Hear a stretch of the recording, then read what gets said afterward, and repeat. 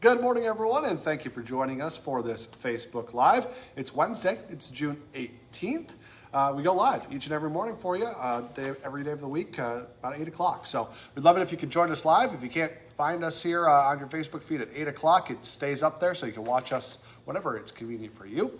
If you want to watch us on a different platform, look for us on our Inform YouTube channel or your favorite podcast platform. Just go to inform.com/podcast and then look for the Inform Minute. No excuse not to find us. No, we're pretty easy to find. We're pretty That's easy right. to track down. All right, this morning, for sure, it's actually pretty nice out there. It's beautiful outside this morning. A tea time this morning. I bet you wish you were doing that. I should have booked one. I mean, maybe I'll see if I can find a last minute. yeah, see if you can sneak in somewhere. It's beautiful out. Temps in the low 60s right now, low humidity, light wind, partly to mostly sunny skies. Yeah.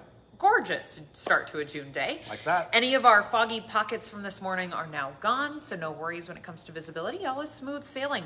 We enjoy a very June-like day. Temperature up near 80 this afternoon, about 81. Not much for humidity, so should be a comfortable, warm but comfy type of 80 degrees. We watch out for thunderstorms, though, later this afternoon into the evening. They start up to the north-northwest and then drift their way to the southeast. Some of those could linger through the late evening toward the overnight hours.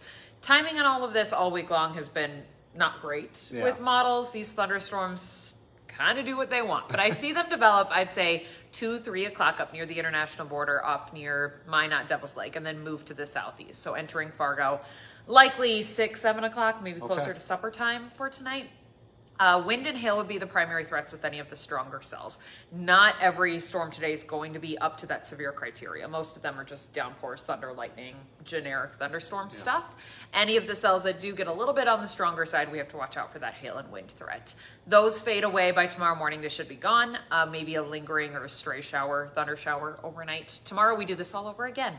Temps into the 80s. I'm going 84 tomorrow. Ooh, okay. We start picking up the humidity a little bit too, so we're working on a hot and sticky trend. As we go into tomorrow afternoon, we have another batch of thunderstorms developing. Once again, a level 1 risk. That's the same for today and tomorrow. So 1-inch hail, 60-mile-per-hour wind gusts, that sort of thing. Maybe a lingering storm overnight Thursday into Friday. Friday, we are now upgraded to a level 2 risk for severe weather. So that's that yellow color when I show you those storm outlook maps.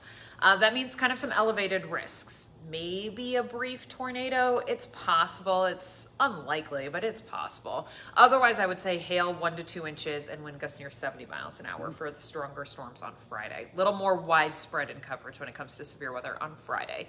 Right now, I'm thinking late evening toward the overnight hours. But again, timing with these has been not super trustworthy, if I'm being honest. So we'll watch out for that later on Friday.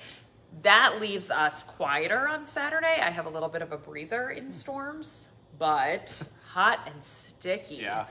Oh, dew points are going to be up near 70, which is the instant sweat air that you can wear. Yeah. I always say 60 is kind of when you start to notice it. When you're at 70, it's like, I don't even want to touch my own body because it's so sweaty outside.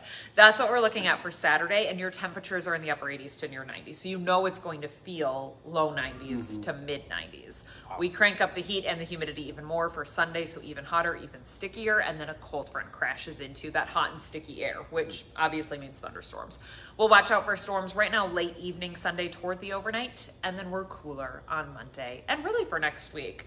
I have highs near 70 Monday, Tuesday, which after being in the 90s on Sunday with the humidity is going to feel very different. Might I say refreshing?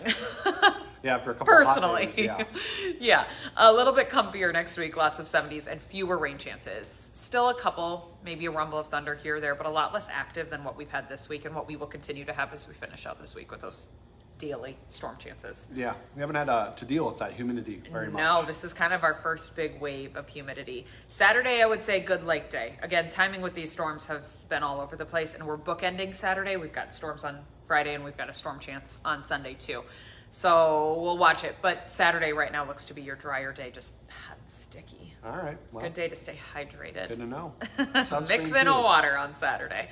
Sunday is that day where we watch out for the cold front to move in. Before it gets to us, whatever the timing does end up looking like, before that front gets to us, temperatures in the 90s and sticky. All right. All right, thanks. Thanks for letting us know. Appreciate it. All right, we are tracking some breaking news for you this morning. A standoff in Jamestown is still happening right now. Police tell us that officers responded to a domestic violence call just before 2 o'clock this morning. It was near Western Park Lake, or Western Park Village, I should say. That's a mobile home park on the west side of town. Police believe a person made terroristic threats there. That person is currently barricaded inside of a house and not responding to officers. Police say that person could have access to firearms inside the home. They're asking anyone who lives in that area to stay inside, and everyone else should just avoid that area right now. Of course, stick with us for updates on that story, and we'll get them to you as soon as we learn more. Happening today, a series of emergency trainings will be happening involving more than half a dozen local agencies. It's being done at Fargo North High School. The exercise started at 8 o'clock this morning, goes till 6 tonight. So you might see some officers carrying guns, emergency vehicles with their lights on. Of course, it's going to look like a real situation, but it's just practice. Summer school will continue at Fargo North as normal, and the north side pool will stay open during the training.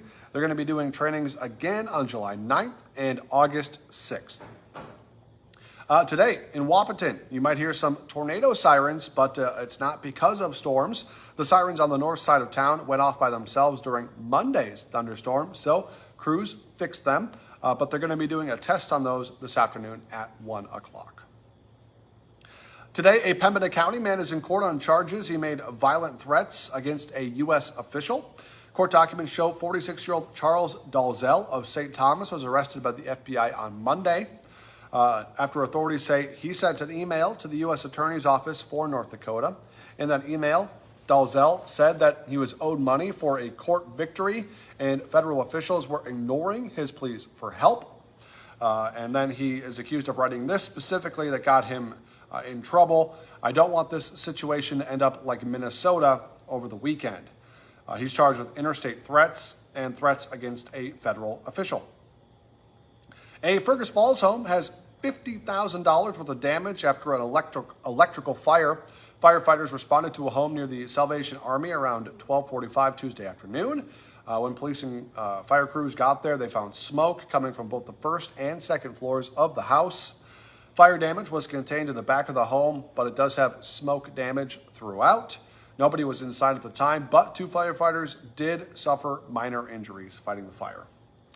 Today, United Way of Cass Clay and Blue Cross Blue Shield are hosting Eat United. These are going to be a fun event, and you can bring your coworkers, you can go out to eat together. There's going to be more than a dozen food trucks at the Blue Cross Blue Shield campus at the corner of 13th and 45th in Fargo. When you buy your lunch from one of those food trucks, part of your purchase is donated back to the United Way of Cass Clay, so your money stays here in the community to help people and their programs. That goes from 11:30 to 2 today, so go check it out. Today on Hot Mic, the Stanley Cup is back in Miami for a second straight year. The Panthers won back-to-back. A recap of the victory over the Oilers. Plus, meet one of NDSU's newest baseball transfers. Hot Mic is live from 9 to 11 on WDAY Extra and on Inforum.com. Don't forget, for just 99 cents a month for your first 3 months, get an all-access pass to our website, Inforum.com. Just go to Inforum.com/subscribe to get that deal. And then, remember, join us the rest of the day for our newscasts as well. Our next one's at 11 o'clock this morning, then 4, 5, 6, 9, and 10. And we'll be back with First News tomorrow morning from 5 to 7, so be sure to join us then. Have a great day, everyone. Bye.